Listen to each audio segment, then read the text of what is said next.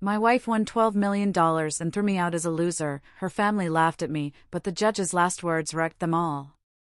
My wife won $12 million in the lottery, and the first thing she did was kick me out of our home. Called me a loser.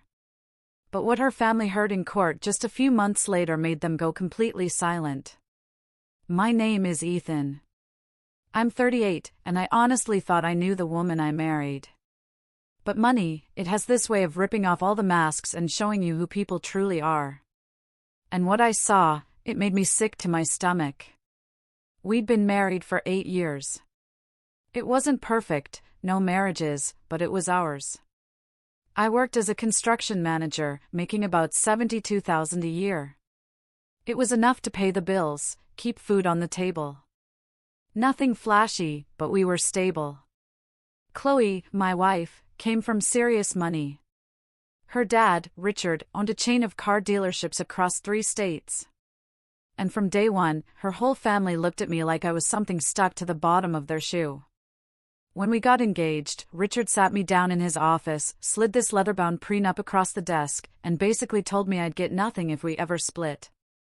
I signed it. I loved Chloe. I truly believed we'd make it work. For 8 years, I bit my tongue through the snide comments at family dinners. Brenda, Chloe's mom, would always ask when I'd get a real career. Her sister, Sarah, would joke about Chloe marrying down. But I kept my mouth shut. That's what you do when you love someone, right? Then, everything shattered one Tuesday night in October. Chloe had been playing the same lottery numbers for years, her lucky numbers, a mix of birthdays and anniversaries. I always found it kind of sweet, even though I knew the odds were basically zero. I walked in around 7, dusty from a job site, and found her in the kitchen. She was staring at her phone, an expression on her face I'd never, ever seen before. She won $12 million. After taxes, it was $8.1 million. In that moment, when she told me, I just grabbed her and we jumped around the kitchen like absolute idiots. For maybe 10 minutes, I actually thought our lives were about to get better. I was so stupidly wrong. Her family showed up within an hour. I still don't know how they found out so fast. Suddenly, our house was filled with champagne and people hugging Chloe, barely acknowledging I even existed. Richard kept pulling her into corners for private talks. Brenda was already on the phone with financial advisors, and Sarah kept giving me these weird looks, like I was a rat who'd snuck into their celebration. The energy shifted so fast, it gave me whiplash. Chloe started acting different almost immediately. She'd go quiet when I walked into a room. She'd whisper with her mom and stop dead when I got close. When I tried to talk about plans for the money, she'd just say, "We'll figure it out," and change the subject. 3 days after the win, Richard showed up at our house with a lawyer, not their usual family lawyer, but some shark in a $1,500 suit who specialized in asset protection. They sat me down at our dining table and explained, very carefully, that the lottery ticket was purchased with Chloe's personal allowance. That the prenup I'd signed covered all assets acquired during marriage through individual means, and legally, I had no claim to a single cent. Richard looked me dead in the eye and said, "You've been taken care of for 8 years, Ethan. I think that's more than fair, don't you?" The way he said it made me feel about 2 inches tall. I looked at Chloe, desperate for her to say something, to stand up for me, to remind them we were married and in this together. But she just sat there, examining her nails. That night, she told me she thought we should take some time apart. Said she needed space to think about her future. The way she said her future, like I wasn't part of it anymore, made my blood run cold. I asked what the hell was happening, and she finally looked at me with an expression I'd never seen before, like I was a stranger, like I was nothing. She said, "I need to figure out what I want. And honestly, Ethan, I don't think I want this anymore." I asked what this meant. She looked at me again, her voice so cold it could have frozen water. "This life, this house, this you." The next morning, Richard, Brenda, and Sarah showed up again. This time, they weren't even pretending to be polite. Richard told me Chloe had decided to file for divorce, that I needed to pack my things and leave immediately. When I said, "This is my home, too," he actually laughed. Brenda said, "You've been living off our daughter's family for years. You should be grateful we're not asking for back rent." Sarah just smirked, like it was the funniest thing she'd ever seen. Chloe stood behind them. I looked at her, desperately hoping she'd say this was all a mistake, but she just shook her head and said, "Don't make this harder than it needs to be, Ethan. Just go. You're embarrassing yourself." I'll never forget what she said next, it's burned into my brain forever. She looked at me with complete disgust and said, "I won $12 million, and I'm not spending it on a loser like you. I could have done so much better, and now I finally can." Her family actually laughed. They laughed at me, standing there in the house I'd helped pay for, in the life I'd helped build, and they treated me like garbage they were finally taking out. I packed 2 suitcases, grabbed my truck, and drove to a cheap motel off the highway that smelled like cigarette smoke and broken dreams. I sat on that scratchy comforter in a $45 a night room, feeling like my entire life had just been ripped away from me by the people I trusted most. But here's the thing about hitting rock bottom, it gives you clarity. Sitting in that motel room, I realized something important. I wasn't going to just walk away. I pulled out my phone, found the business card for one of the best divorce attorneys in the state, Mr. Davies. The guy had handled massive cases, had a reputation for being absolutely ruthless. I called him right then, at 9 at night. He answered. When I told him my situation, he actually laughed and said, "Ethan, I think you're going to like what I have to tell you." We met the next morning. He spent 2 hours meticulously going through the prenup I'd signed 8 years ago. Then he looked up at me with a sharp smile and said the most beautiful words I'd ever heard: "Your wife's family made a critical mistake. The prenup specifically states that lottery winnings obtained during the marriage are considered joint marital property. It's right here, in Section 7. I almost fell out of my chair. He explained that whoever drafted the prenup probably just copied a template and didn't bother to modify that specific clause. Because really, what were the odds anyone would actually win the lottery, right? But Chloe did. And according to the law, and the very document her own father had forced me to sign, I was entitled to 50% of every single dollar. Mr. Davies leaned back in his chair and asked if I wanted to fight this. I looked him dead in the eye and said, "I want everything I'm owed. I want them to know they can't just throw me away." He smiled.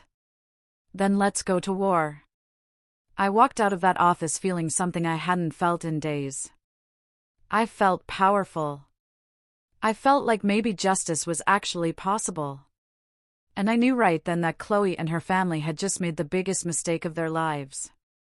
Within a week of hiring Mr. Davies, Chloe's family went absolutely nuclear. I mean, they pulled out every dirty trick in the book to try and bury me before we even got to court. Richard hired this high-profile attorney, Mr. Jenkins, whose name was plastered all over billboards downtown with slogans like "Protecting What's Yours." The irony wasn't lost on me. The first letter I got from Mr. Jenkins was 12 pages long and basically called me every name you could think of without actually using curse words. Said I was a gold digger.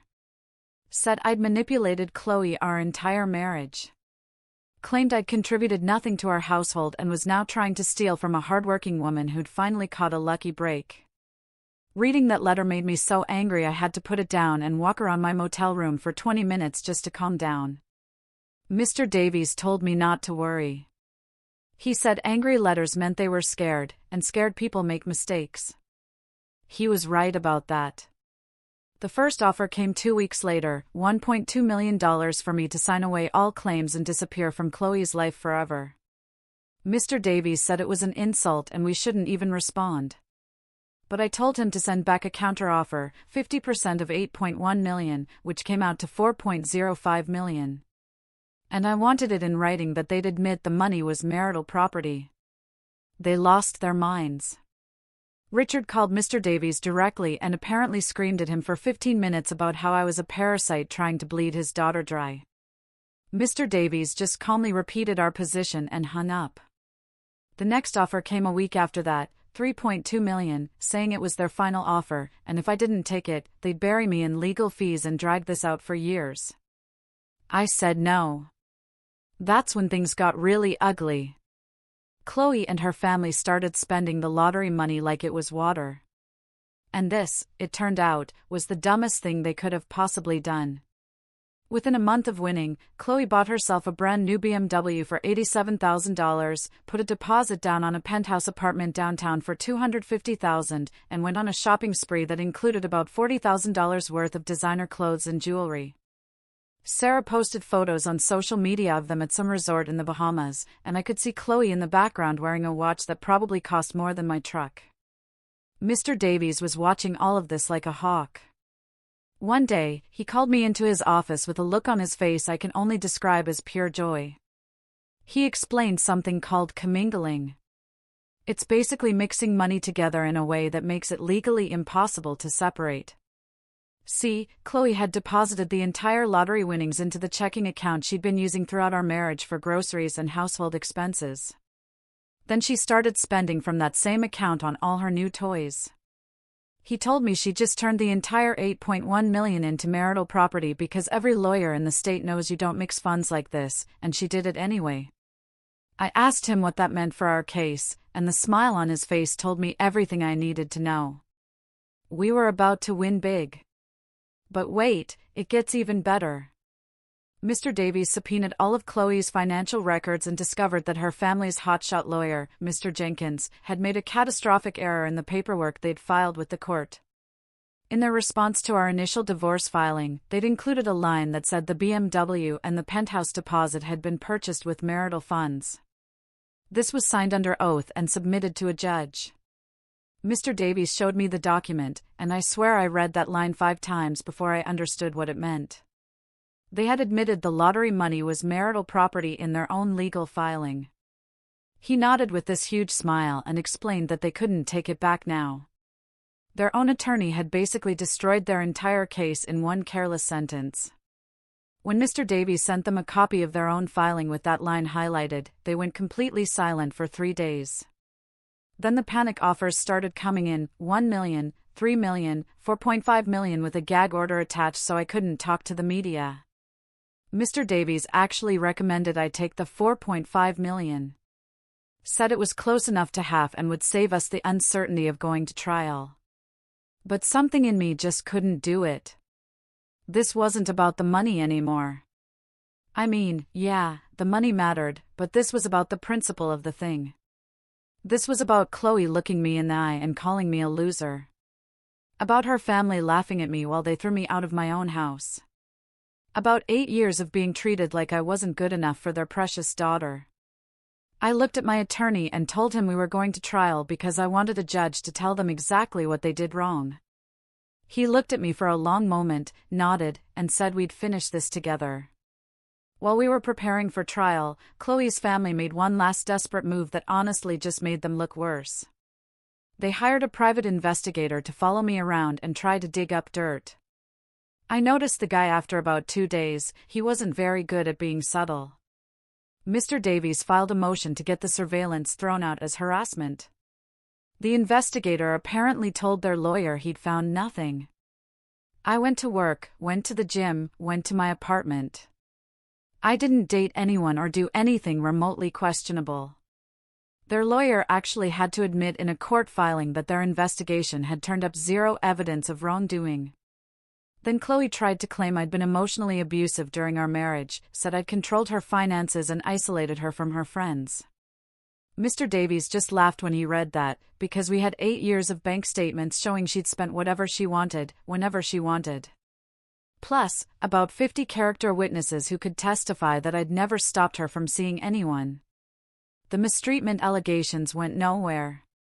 We were 2 weeks out from trial when Mr. Jenkins called Mr. Davies with one final settlement. Offer for $4.5 million. No gag order, no admission of guilt.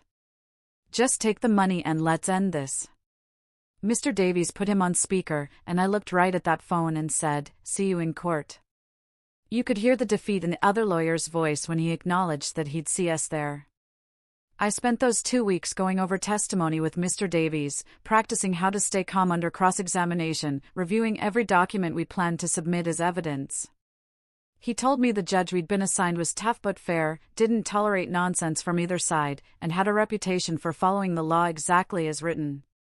He assured me that if we presented our case cleanly and didn't get emotional, we'd win this thing. The night before trial, I barely slept. I just lay in my apartment, staring at the ceiling, thinking about how my entire life had come down to one day in a courtroom. But I wasn't scared anymore. I was ready. I was ready to look Chloe and her family in the eye and watch them realize they'd lost. And that feeling, it was worth more than any amount of money. The courthouse was packed on the morning of our trial. Absolutely packed with people I'd never seen before. Reporters with cameras, local news vans parked outside. Apparently, our case had gotten enough attention that people were actually lining up to watch it unfold. Mr. Davies told me this happens sometimes with lottery cases, because everyone loves a good fight over money. But standing there in my only decent suit, watching all these strangers file into the courtroom, made me feel like I was about to be fed to lions. Chloe and her family arrived 20 minutes before we were supposed to start, looking like they were attending a movie premiere instead of a divorce trial. Richard wore a custom suit that probably cost more than 3 months of my salary. Brenda had on enough jewelry to fund a small country, and Chloe herself looked like she'd stepped off a magazine cover in some designer dress with a 4-digit price tag. They walked past me without even glancing in my direction, like I was furniture, like I was nothing. I watched them settle into their seats with this air of absolute confidence that made my stomach churn. Richard was actually smiling and shaking hands with people like he was campaigning for office. Their attorney looked just as confident, had this swagger about him like he'd already won. And when the judge entered and we all stood up, I felt this moment of doubt creep in where I wondered if maybe I'd made a mistake by not taking their settlement offer. Then the judge sat down, looked out at the packed courtroom, and told everyone this was a legal proceeding, not a circus, and anyone who couldn't behave would be removed immediately. Her voice had this steel to it that made everyone sit up straighter. And suddenly, I felt a little bit better. Mr. Jenkins went first, spending 45 minutes painting me as this manipulative gold digger who trapped poor, innocent Chloe in a loveless marriage and was now trying to steal her lottery winnings after contributing nothing for 8 years. He talked about how I'd signed a prenup acknowledging I had no claim to her separate property, how the ticket was purchased with her personal money, how I was taking advantage of a legal technicality to rob a hardworking woman who'd finally gotten lucky. He made me sound like the worst human being on the planet, and I could see some people in the courtroom nodding along. He kept emphasizing that Chloe had paid for everything in our marriage from her family money, that I'd been living off her generosity for years, and now I was showing my true colors. It was brutal to sit there and listen to someone describe me that way. But Mr. Davies had prepared me for this, told me to stay calm and let them talk, because our evidence would speak for itself. When Mr. Jenkins finally sat down, looking very pleased with himself, Mr. Davies stood up, and I swear the energy in that courtroom shifted immediately. He didn't yell, didn't get emotional, he just laid out the facts in this calm, methodical way that made everything sound obvious and undeniable. He explained the prenup clause that specifically stated lottery winnings were joint marital property, showed the judge copies of the original document with that section highlighted, and pointed out that this wasn't some technicality, but the actual written agreement that Chloe's own father had insisted I sign. Then he moved on to the commingling issue. He showed bank statements proving Chloe had deposited the lottery money into the checking account she'd used throughout our marriage for household expenses. He showed receipts for all her purchases made from that same account and explained that under state law, this made the entire sum marital property, regardless of how it was acquired. He presented the court filing from their own attorney that described purchases as being made with marital funds. Pointed out that this was submitted under oath and signed by their legal team, and asked the judge how they could simultaneously claim the money was separate property while their own paperwork called it marital funds. The judge actually leaned forward at that point and looked at Mr. Jenkins with this expression that made it clear she'd noticed the contradiction, too. Mr. Davies kept going, showing evidence of our 8 years together, bank statements proving I contributed to household expenses, testimony from coworkers and friends about our marriage, and systematically destroyed every claim their side had made about me being a freeloader. Then came the moment I'd been waiting for. Chloe took the stand. Mr. Jenkins started asking her questions designed to make her look sympathetic. She talked about how hard our marriage had been, how I'd never supported her dreams, how she'd felt trapped and unhappy for years. She cried a little, dabbed at her eyes with a tissue, and I could see some people in the courtroom looking at me like I was a monster. But then Mr. Davies got his turn to question her, and that's when everything fell apart for them. He asked her about the bank account where she'd deposited the lottery money, and she admitted it was the same account we'd used for joint expenses throughout our marriage. He asked her why she didn't open a separate account for the lottery winnings if she believed they were her sole property, and she stammered something about not thinking it mattered.